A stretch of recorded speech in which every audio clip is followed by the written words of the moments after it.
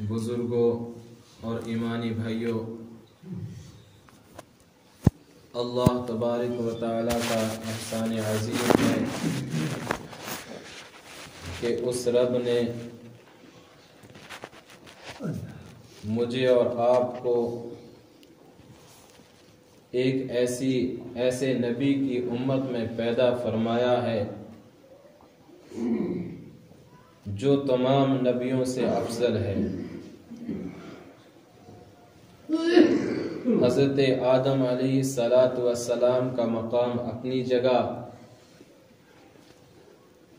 حضرت نوح علیہ السلام کا مقام اپنی جگہ، اور ان کے علاوہ جتنے بھی انبیاء کرام دنیا میں آئے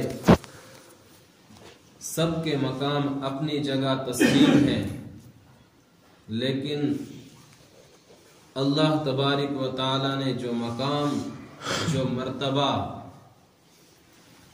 جو اونچائی حضرت نبی کریم صلی اللہ علیہ وسلم کو عطا فرمائی ہے، وہ کسی نبی یا کسی رسول کو عطا نہیں فرمائی ہے۔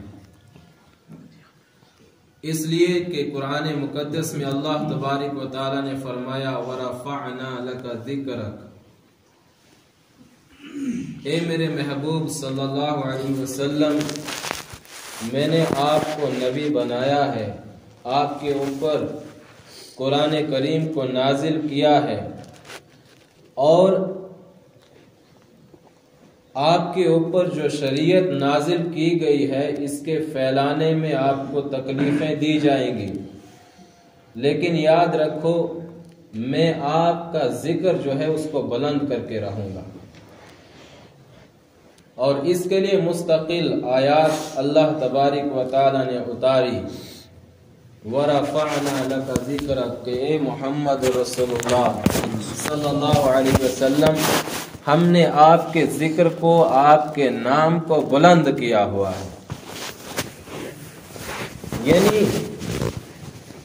حضور علیہ السلام کو جو مرتبہ اللہ تبارک و تعالی نے نصیب فرمایا ہے، سابقہ جتنے انبیاء کرام ہیں ان تمام انبیاء کرام میں سے حضور علیہ السلام کو افضل قرار دیا ہے، اور افضل اس طریقے سے قرار دیا ہے کہ اس دنیا میں جتنی چیزیں بنائی گئی ہیں، جتنی نعمتیں بنائی گئی ہیں، وہ محض اللہ کے نبی، آخری نبی صلی اللہ علیہ وسلم کے صدقے میں بنائی گئی ہے۔ اور اگر اللہ تبارک و تعالی آخری نبی صلی اللہ علیہ وسلم کو بنانا نہ چاہتا تو یقیناً یہ تمام چیزیں دنیا میں وجود میں نہ آتی۔ مقصد یہ تھا کہ حضور علیہ السلام کو دنیا میں بنانا، پیدا فرمانا ہے۔ اور یہ عجیب نظام بھی ہے دنیا کا کہ جب کوئی بڑا انسان، ایک عہدے والا شخص، یا یوں سمجھ لیجئے کہ ہمارے علاقے میں ڈی سی آ جائے تو اس کی تیاریاں بہت دن پہلے سے چلتی ہیں، مہینوں سے اس کی تیاریاں ہوتی ہیں کہ ایک بڑا انسان آئے گا، ایک بڑا آدمی علاقے میں آ رہا ہے۔ تو حضور علیہ السلام کو دنیا میں لانا تھا تو حضرت آدم کو پیدا کیا، حضرت نوح علیہ السلام کو پیدا کیا، حضرت ابراہیم علیہ السلام کو پیدا کیا، حضرت اسماعیل علیہ السلام کو پیدا کیا، حضرت عیسیٰ علیہ السلام کو پیدا کیا، اور اسی طریقے سے 1,24,000 انبیاء کرام کو دنیا میں پیدا کیا، اور ان کے ساتھ ساتھ ان کی امتوں کو پیدا کیا، اس لیے کہ آخر میں جو شخصیت آنے والی ہے وہ بہت ہی جامع شخصیت ہے، اور وہ ہیں حضور علیہ السلام۔ اور قرآن نے فرمایا کہ یہ آخری نبی ہے، اور اس کے بعد نبوت کا نظام، پیغمبری کا نظام سب کلوز کر دیا جائے گا، اور حضور علیہ السلام کے بعد کوئی نبی کل قیامت تک نہیں آئے گا۔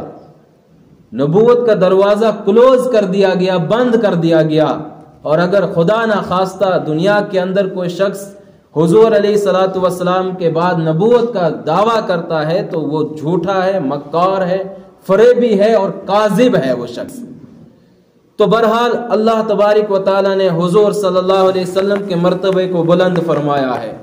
وَرَفَعْنَا لَكَ ذِكْرَكَ، اے محمد رسول اللہ، ہم نے آپ کے ذکر کو بلند کیا ہے۔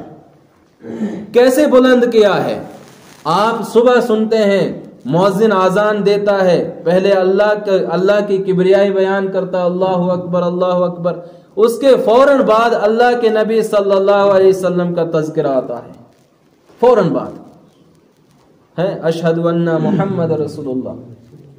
اور آج کے وقت میں سائنس کا دور ہے، آپ دیکھیں صبح فجر ہوتی ہے، آسٹریلیا کے اس سائڈ ایک ملک ہے، مجھے ذہن میں نام نہیں، وہاں سے سب سے پہلے سورج نکلتا ہے، وہاں پر فجر کی اذان ہوئی، اللہ کے نبی کا ذکر ہوا، اب وہاں پورے ملک میں کم از کم آدھا پون گھنٹہ اذان میں لگ جاتا ہے، وہاں پر اذان ختم ہوئی، فوراً آسٹریلیا کے اندر اذان شروع ہو گئی، وہاں پر آدھا پون گھنٹہ پورے ملک میں اذان ہوئی، اللہ کے نبی کا ذکر ہوا، وہاں پر اذان ختم ہوئی تو فوراً اس سائڈ بنگلہ دیش وغیرہ ان علاقوں میں اذان شروع ہو گئی، یہاں پر پون گھنٹہ لگا اذان کے لیے، فوراً ہندوستان میں اذان ہو گئی، ہندوستان میں اذان کا وقت ختم ہوا، آدھا گھنٹے بعد پاکستان کے اندر ٹائم شروع ہو گیا، اور اسی طریقے سے یہاں پر جیسے ہی فجر کی اذان ختم ہوتی ہے تو جہاں پر شروع میں سورج نکلے گا وہاں پر ظہر کا وقت ہو گیا ہے، پھر اللہ کے نبی کا تذکرہ پورا دن 24 گھنٹے چل رہا ہے۔ تو اللہ نے قرآن کے اندر فرمایا وَرَفَعْنَا لَكَ ذِكْرَكَ، اے محمد رسول اللہ، ہم نے آپ کے ذکر کو بلند کر رکھا ہے، اور پھر اس لیے بلند کیا ہے کہ آپ آخری نبی ہیں، آپ کے بعد کوئی نبی نہیں آئے گا، اور اس لیے کہ جو دین آپ کو دیا جا رہا ہے، جو محنت آپ کو دی جا رہی ہے، جو شریعت آپ کو دی جا رہی ہے، یہ سب شریعتوں سے افضل ہے۔ اور پھر اللہ کے نبی صلی اللہ علیہ وسلم کو پوری انسانیت کے لیے ایک نمونہ بنا کر اللہ تبارک و تعالی نے پیدا فرمایا ہے، لَقَدْ كَانَ لَكُمْ فِي رَسُولِ اللَّهِ أُسْوَةٌ حَسَنَةٌ، کہ اے انسانوں تمہارے لیے حضور صلی اللہ علیہ وسلم کے حیات طیبہ میں ایک نمونہ ہے، آئیڈیل ہے۔ آج کے وقت میں ہر شخص اپنا ایک آئیڈیل چنتا ہے، بعض لوگوں کو بھوت سوار ہوتا ہے فلمیں مووی دیکھنے کی، وہ ہیروز کو اپنا آئیڈیل چنتا ہے، بعض لوگوں کو سیاست کے اندر اچھی مہارت ہوتی ہے، وہ کسی سیاست دان کو اپنا آئیڈیل چنتا ہے، کوئی پڑھنے کا زیادہ شوقین ہے تو وہ کسی مورخ کو اپنا آئیڈیل چنتا ہے، اسی طریقے سے کوئی کھیل کے میدان میں شوق رکھتا ہے، وہ کسی کھلاڑی کو اپنا آئیڈیل چنتا ہے۔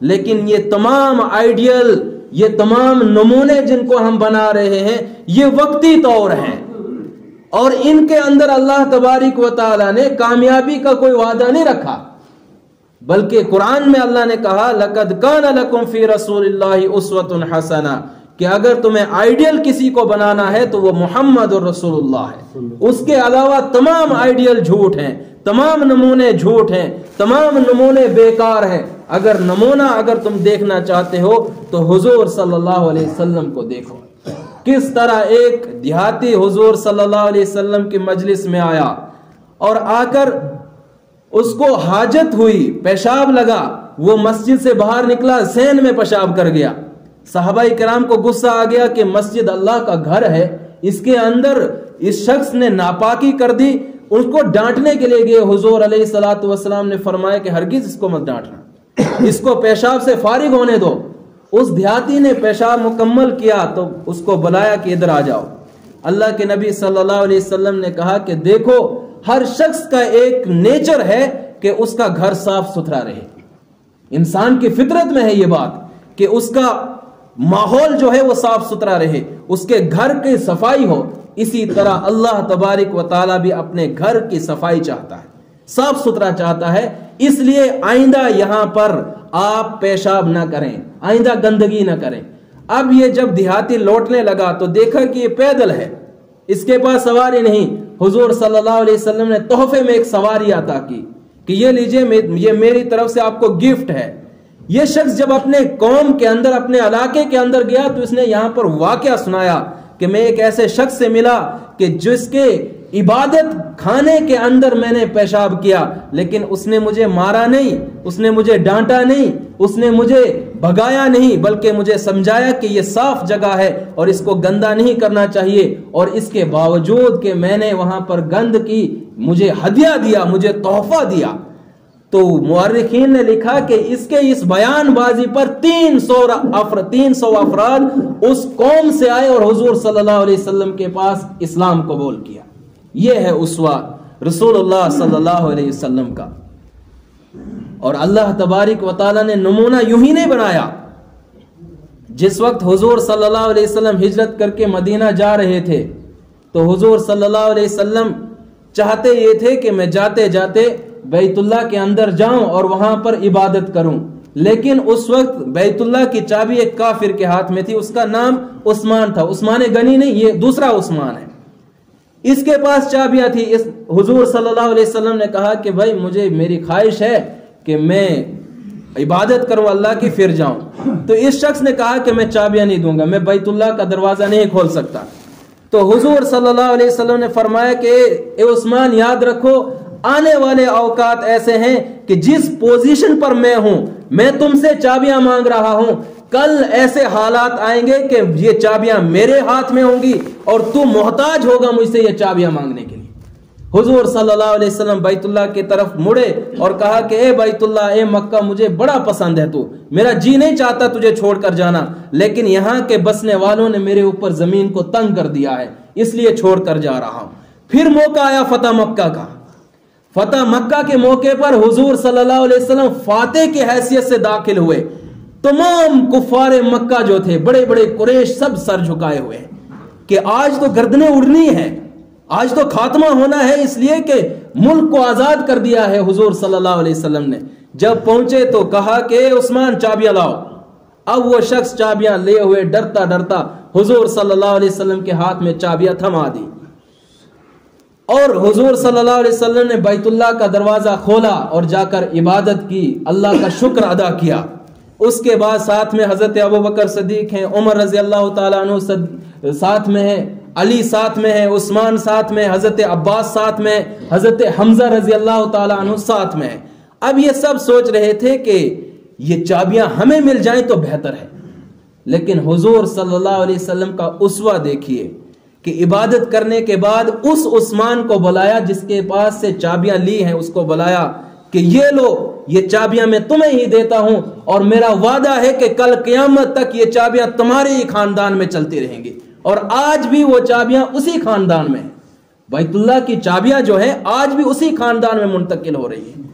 تو اس شخص نے روتے ہوئے حضور صلی اللہ علیہ وسلم کے پاس کلمہ پڑھ لیا کہ میں نے آپ سے کیا رویہ اختیار کیا کہ میں نے آپ کو عبادت کرنے سے روک دیا، لیکن اس کے باوجود آپ نے مجھ سے بدلہ لینے کے باوجود آپ نے مجھے معاف کر دیا اور چابیاں مجھے ہی دے دی۔ یہ ہے اسوہ رسول اللہ صلی اللہ علیہ وسلم، یہ ہے حضور صلی اللہ علیہ وسلم کی سیرت طیبہ۔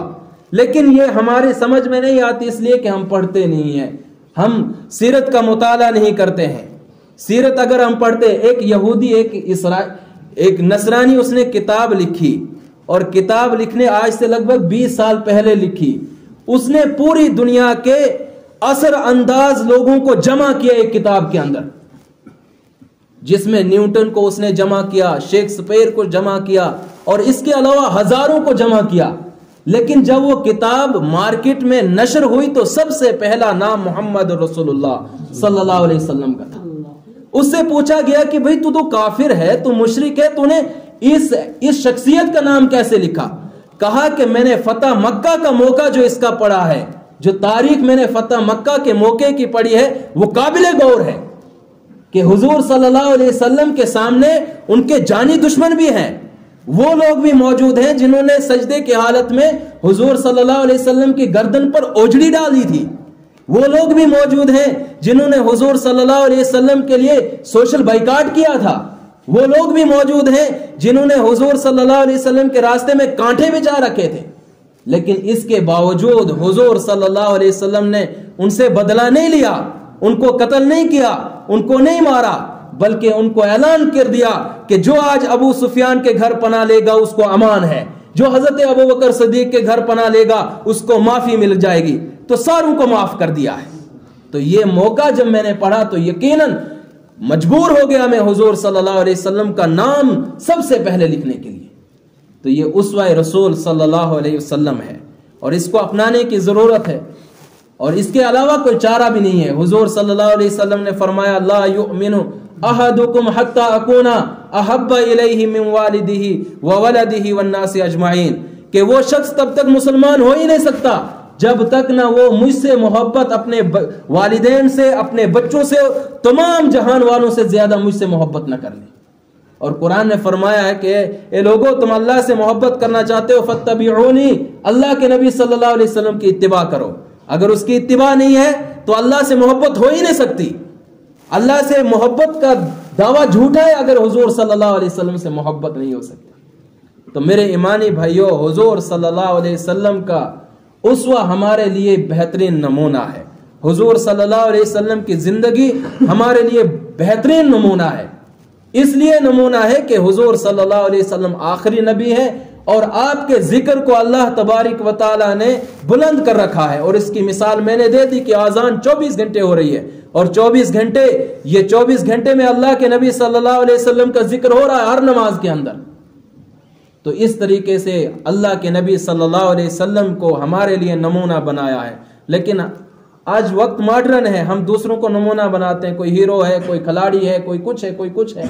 لیکن حضور صلی اللہ علیہ وسلم کو نمونہ آخرت کی نجات ہے اور دنیا میں ترقی کا ذریعہ حضور صلی اللہ علیہ وسلم ہے. حضور صلی اللہ علیہ وسلم کے بغیر کچھ نہیں ہے. کوئی چیز حضور صلی اللہ علیہ وسلم کے بغیر مکمل ہو ہی نہیں سکتی. حضور صلی اللہ علیہ وسلم گھر میں آئے، حضرت عائشہ رضی اللہ تعالی عنہا بیٹھی ہیں، بیٹھی کیا سوئی ڈھونڈ رہی ہیں اور حضور صلی اللہ علیہ وسلم سے کہہ رہے ہیں کہ یا رسول اللہ مجھے سوئی نہیں مل رہی. حضور صلی اللہ علیہ وسلم جیسے فوراً گھر کے اندر داخل ہوئے سوئی نظر آ گئی. اتنا نورانی چہرہ اللہ نے عطا فرمایا تھا. لیکن آج افسوس ہے ہمیں اس چہرے سے محبت ہی نہیں ہے. ہم نہیں چاہتے کہ ہمارا چہرہ بھی نبی جیسا بنے، ہمارا چہرہ بھی حضور صلی اللہ علیہ وسلم کی طرح بنے. نہیں چاہتے، اس لیے کہ ہم نے آئیڈیل جب مانا ہی نہیں، ہم نے اپنے لیے جینے کا جو طریقہ تھا حضور صلی اللہ علیہ وسلم نے بتایا تھا وہ ہم نے چنا ہی نہیں. ہم نے اس کے علاوہ راستے چنے، اس کے علاوہ اپنے لیے کچھ راہیں ڈھونڈی جس کی وجہ سے ہم ذلیل و خوار ہو گئے. اگر ہم نے راہیں وہ ڈھونڈی ہوتی جو حضور صلی اللہ علیہ وسلم نے بتلائی ہیں تو یقیناً کامیابی ہمارے قدم چومتی. تو اللہ تبارک و تعالی نے قرآن کے اندر فرمایا لقد کان لکم فی رسول اللہ اسوۃ حسنہ، کہ دنیا میں بسنے والے انسانوں تمہارے لیے حضور صلی اللہ علیہ وسلم کی حیات طیبہ میں بہترین نمونہ ہے. اس کے علاوہ کوئی نمونہ نہیں، اس کے علاوہ کوئی آئیڈیل نہیں ہے. حضور صلی اللہ علیہ وسلم کی حدیث میں نے آپ حضرات کے سامنے پڑھی. حضور صلی اللہ علیہ وسلم نے فرمایا کہ کوئی شخص مومن نہیں ہو سکتا جب تک نہ مجھ سے محبت ساری دنیا سے زیادہ نہ بڑھ جائے. اس حدیث پر محدثین نے کلام کیا. بعض محدثین نے کہا کہ بھائی دیکھو محبت کی کچھ قسمیں ہوتی ہیں اور اس میں سے کہا کہ کچھ حب جمالی، کچھ حب طبعی، کچھ حب کمالی، کہ حضور صلی اللہ علیہ وسلم کے معجزات کی وجہ سے ان سے محبت ہو. اسی طریقے سے حضور صلی اللہ علیہ وسلم آخری نبی ہیں اس طرح محبت ہو. لیکن اس حدیث پر علامہ انور شاہ کشمیری علیہ رحمٰن نے بہت جامع بات کہی. انہوں نے فرمایا کہ دیکھو بھائی یہ سب چیزیں اپنی جگہ، حضور صلی اللہ علیہ وسلم معجزات کے ساتھ تھے، حضور صلی اللہ علیہ وسلم آخری نبی ہیں، لیکن اگر حضور کے پاس معجزات نہ بھی ہوتے، حضور کے پاس جمال نہ بھی ہوتا، تب بھی حضور صلی اللہ علیہ وسلم سے محبت ایمان کا تقاضا تھا. اس لیے کہ حضور صلی اللہ علیہ وسلم آخری نبی ہیں اور یہ آخری شریعت ہے. اس کے علاوہ کوئی چارہ کار نہیں ہے کہ حضور سے محبت کی جائے. حضور صلی اللہ علیہ وسلم کے اس اسوہ حسنہ میں داخل ہے. حضور صلی اللہ علیہ وسلم جب شروع اوقات تھے اسلام کے، ایک بڑھیا وہ اپنے گاؤں سے نکلی ہوئی ہے کہ کہیں ڈر ہے کہ محمد رسول اللہ کی وہ صدا میرے کان میں پہنچ جائے تو اسلام مجھے قبول کرنا پڑے. یہ چلی جنگل سے گزر رہی ہے، اس کے پیٹھ پہ گٹھڑی ہے. اب حضور صلی اللہ علیہ وسلم سے اچانک اتفاقاً ملاقات ہو گئی. حضور صلی اللہ علیہ وسلم نے فرمایا کہ اے امی یہ گٹھڑی، یہ بوجھ مجھے دے دو، میں اٹھا کر لے جاتا ہوں. تو یہ چلے حضور صلی اللہ علیہ وسلم اٹھا کر اور راستے میں پوچھ رہے ہیں کہ بتائیں میاں آپ کیوں یہاں سے بستی سے نکلے؟ کہا ہے کہ ایک محمد ہے، کوئی شخص آیا ہے، وہ اپنے آپ کو نبی کہتا ہے، میں اس لیے بھاگی ہوں کہ کہیں مجھے بھی اپنے آبا و اجداد کا دین نہ چھوڑنا پڑے۔ جب یہ اپنے مقام پر پہنچی ہے یہ بڑھیا، تو وہ محمد اور رسول اللہ ساتھ ہیں۔ آخر میں پوچھتی ہے کہ اتنی ساری باتیں ہوئی پورے راستے، یہ تو بتاؤ تم ہو کون جس نے میری مدد کی؟ تو حضور صلی اللہ علیہ وسلم نے فرمایا کہ میں ہی وہ محمد ہوں، میں ہی وہ شخص ہوں جس نے کہا ہے کہ اللہ ایک ہے اور مجھے اپنا نبی تسلیم کرو۔ تو اس بڑھیا نے کہا کہ یقیناً تو ہی محمد ہو سکتا ہے، نبی کے علاوہ کوئی شخص ہماری مدد نہیں کرتا ہے۔ حضرت بلال حبشی رضی اللہ تعالیٰ عنہ کے متعلق آیا کہ جس وقت مشرکین ان سے چکی پسواتے تھے، حضور صلی اللہ علیہ وسلم کی ملاقات ہوئی اور کہا کہ اے بلال، پہچان نہیں تھی، بلال آپ ایک کام کرو، آپ آرام کرو، میں چکی پیسوں گا۔ ہم پروگرام میں گئے تھے، وہاں پر ایک بچے نے بڑی عجیب منظر کشی فرمائی تھی، اس کی بہت ہی عجیب، اس نے نعت پڑھا تھا نظم، تو اس میں بڑی عجیب منظر کشی اس نے کی۔ بہت حیران ہوا میں کہ خدا نے ایسے ایسے بچوں کو پیدا کیا ہے کہ ایسا واقعہ اس نے نعت میں پڑھا، عجیب اس کا اثر ابھی تک دل پہ موجود ہے۔ تو حضور صلی اللہ علیہ وسلم وہ چکی پیسنے لگے تو اس نے آرام کر دیا غلام نے۔ حضور صلی اللہ علیہ وسلم صبح اٹھے چلے گئے، دوسرے دن پھر اس کافر نے کہا کہ آپ کام شروع کرو، تم غلام ہو، کام شروع کرو۔ پھر حضور صلی اللہ علیہ وسلم آگے کہ آپ آرام کریں۔ تیسرے دن اس غلام نے پوچھا کہ آپ ہو کون جو اتنی میری مدد کر رہے ہو؟ میں تو غلام ہوں، کافر کا غلام ہوں، آپ کیوں ہماری مدد کر رہے ہیں؟ کہا کہ میں نبی ہوں۔ تو اس غلام نے چیختے ہوئے کہا کہ یقیناً آپ ہی نبی ہو سکتے ہیں، اس لیے کہ ہم غریبوں کی، ہم محتاجوں کی، ہم غلاموں کی مدد صرف انبیاء کرام ہی کر سکتے ہیں، دنیا والا کوئی شخص نہیں کر سکتا ہے۔ تو حضور صلی اللہ علیہ وسلم پوری دنیا کے لیے ایک ایسا نمونہ تھے کہ ان کے علاوہ ہم تاریخ پڑھیں تو ہمیں اس کے علاوہ کوئی دوسری چیز نہیں ملتی ہے۔ ان کے علاوہ ہمارا دل کہنے پر مجبور ہو جاتا ہے کہ یقیناً حضور صلی اللہ علیہ وسلم کو اللہ نے جو چنا ہے وہ ایک عجیب اور غریب طریقے سے چنا ہے۔ حضور صلی اللہ علیہ وسلم، ایک شخص کو عہدہ مل جائے، میں امام ہوں، میں یہ سوچتا ہوں کہ بھائی میری ہی چلنی چاہیے۔ ایک ٹیچر، ہیڈ ماسٹر ہے، وہ اپنے اسکول میں سوچتا ہے کہ بھائی میری ہی یہاں پر چلنی چاہیے۔ ایک عہدے دار کا ایک مقام ہوتا ہے، وہ چاہتا ہے کہ میری ہی یہاں پر بات ماننی چاہیے۔ لیکن حضور صلی اللہ علیہ وسلم کو اتنا بڑا عہدہ ملا ہے، اتنا بڑا مقام ملا ہے، لیکن جینے کا سلیقہ یہ ہے کہ یتیموں کے ساتھ بیٹھ کر کھانا کھا رہے ہیں۔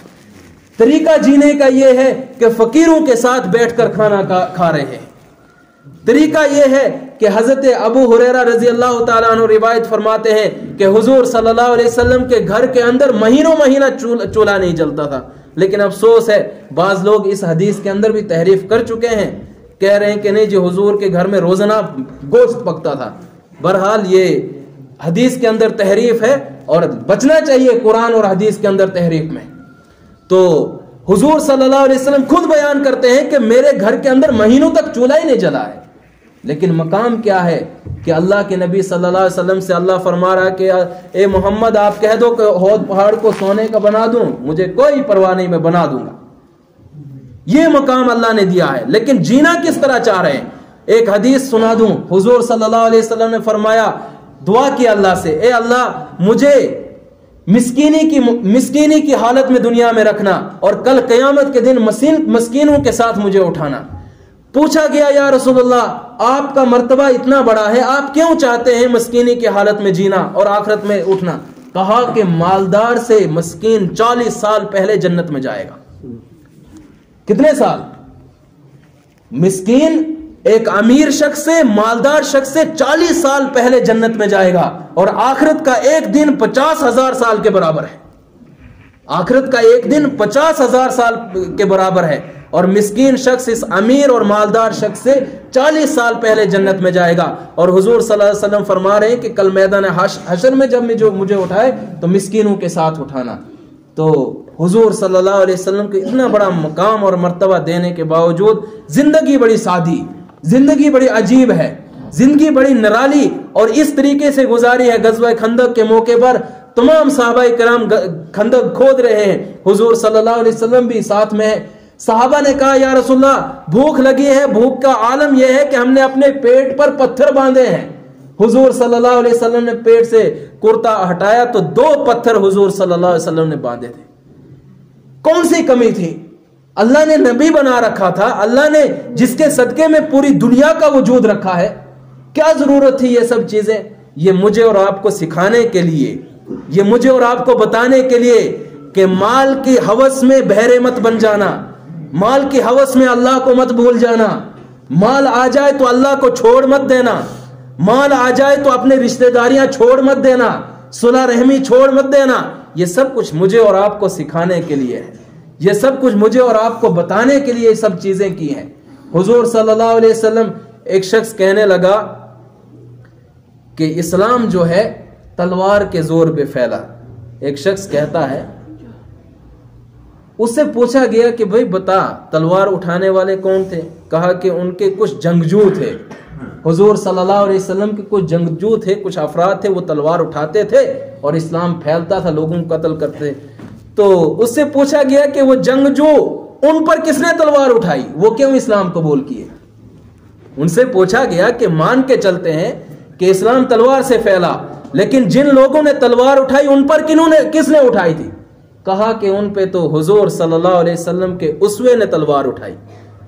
ان پر تو حضور صلی اللہ علیہ وسلم کا اسوہ اس طرح چلا کہ وہ مجبور ہو گئے حضور صلی اللہ علیہ وسلم پر ایمان لانے کے لیے. تو یہ ایک جھوٹی بات ہے کہ اسلام تلوار سے پھیلا ہے, نہیں, بلکہ اسلام اسوہ حسنہ سے پھیلا ہے, اخلاق سے پھیلا ہے. حضور صلی اللہ علیہ وسلم نے فرمایا کہ مجھے اس لیے پیدا کیا گیا ہے, اس لیے مبعوث کیا گیا ہے کہ تاکہ اخلاق کو مکمل کر دیا جائے. اور اللہ تبارک و تعالیٰ نے ایسے عظیم اخلاق دیے تھے کہ ایک یہودی جس سے حضور صلی اللہ علیہ وسلم نے قرض لیا تھا, اس کو کچھ وقت دیا تھا, مدت متعین تھی کہ اس دن میں آپ کا قرض دے دوں گا. وہ یہودی پہنچ آیا وقت سے پہلے ہی اور کہا کہ محمد رسول اللہ آپ میرا قرض لائیے. صحابہ نے کہا کہ اتنی مجال ہے اس کی کہ حضور صلی اللہ علیہ وسلم کے سامنے یہ کھڑا ہو جائے اور قرض مانگے. کھڑے ہو گئے. حضور صلی اللہ علیہ وسلم نے کہا کہ پیچھے ہٹو, اس کا قرض میرے ذمہ ہے, اس کو حق ہے قرض لینے کا, اس کو حق ہے قرض لینے کا. تو یہ اسوہ ہے حضور صلی اللہ علیہ وسلم کا. لیکن افسوس ہمارے پاس وقت نہیں ہے کہ ہم حضور صلی اللہ علیہ وسلم کی تاریخ پڑھیں, آپ کی سیرت پڑھیں, آپ کی سیرت کا مطالعہ کریں. کچھ ہی سال پہلے کی بات, میں نے پہلے بھی عرض کیا ہے, وہاں ساؤتھ افریقہ کا وہ پریزیڈنٹ شاید زندہ ہے یا مر گیا, وہ نیلسن منڈیلا. تو وہ جب جیل میں تھا تو وہاں پر ایک شخص آتا تھا اور وہ روزانہ اس کے منہ پر پیشاب کر ڈالتا تھا. اب وہ باہر نکلا تو اس شخص کو پتہ ہی نہیں تھا کہ یہ آنے والا پریزیڈنٹ ہے یا پریزیڈنٹ بنے گا. جب وہ باہر آیا اس کے پاس زیڈ سیکورٹی مل گئی, اب وہ پریزیڈنٹ ہے. وہ کسی کیفے میں, ہوٹل میں گیا وہاں پر چائے پینے کے لیے, تو وہی شخص جو ادھر جیل میں تھا وہ دور ٹیبل پر چائے پی رہا تھا. اس نے بلایا پریزیڈنٹ نے کہ جاؤ اس کو بلاؤ میرے پاس لاؤ. وہ شخص آیا کچھ کپ کپاتا ہوا کہ بھئی پریزیڈنٹ اب تو مارے گا, بدلہ لے گا, کہ بیٹھو میرے ساتھ چائے پیو. اس شخص نے چائے پی اور کہا کہ چلے جاؤ آپ. اب وہ جو اس کے سیکیورٹی والے تھے انہوں نے پوچھا کہ بھئی یہ کپ کپا رہا تھا, یہ ڈر رہا تھا, کیا معاملہ ہے؟ کہا کہ جس وقت میں جیل میں تھا تو یہ شخص اس لیے ڈر رہا ہے کہ یہ روزانہ میرے منہ پہ پیشاب کرتا تھا. اب میں باہر آ گیا, میں نے اس لیے اس کو چھوڑ دیا کہ میں نے حضور صلی اللہ علیہ وسلم کی سیرت کا مطالعہ جیل میں کیا, اور خاص کر فتح مکہ کے موقع کا مطالعہ کیا جہاں پر جانی سے جانی دشمن کو بھی معاف کر دیا. اس لیے میں نے اس کو چھوڑ دیا حضور صلی اللہ علیہ وسلم کی سیرت کی وجہ سے. وہ ایک غیر مسلم سیرت پڑھ رہا ہے اور اس پر عمل کر رہا ہے, اور عمل اس طریقے سے کر رہا ہے کہ اپنے کون ہے جو شخص اپنے منہ پر پیشاب کرنے والے کو معاف کرے؟ اس نے کہا چلے جاؤ, مجھے کوئی بدلہ نہیں لینا. ایک اور شخص, وہ ڈاکٹر تھا, 2 منٹ رہے ہیں. ایک شخص بیمار ہوا, چھوٹا بچہ ابھی 5-7 سال کا, بیمار ہوا, بارش لگی ہوئی, اس کی والدہ پریشان ہو گئی, وہ دوڑی اسی بارش میں, اس نے ڈاکٹر کو بلایا. ڈاکٹر نے کہا کہ دیکھو میں نہیں آ سکتا, بارش ہے, میری ڈیوٹی کا وقت بھی نہیں ہے, میں آرام کروں گا. لیکن اس کے دل میں خیال آیا کہ اگر میں آج نہ گیا اور اس کے بچہ مر گیا یا اس کی طبیعت زیادہ خراب ہو گئی تو میں مجرم ٹھہرایا جاؤں گا. یہ شخص پہنچا, ڈاکٹر پہنچا, اس کے گھر میں دوائی وغیرہ دی, اور پھر اس نے کہا کہ اگر اس کی طبیعت زیادہ خراب ہو گئی تو مجھ سے رابطہ کرنا، میں پھر آ جاؤں گا۔